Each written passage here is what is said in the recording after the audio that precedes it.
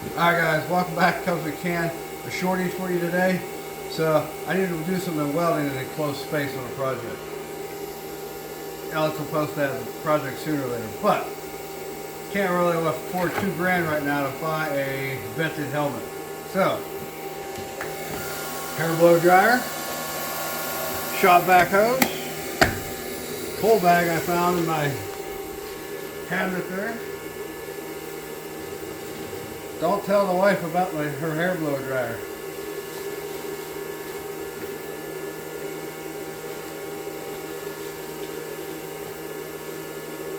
Ah, I got it crooked.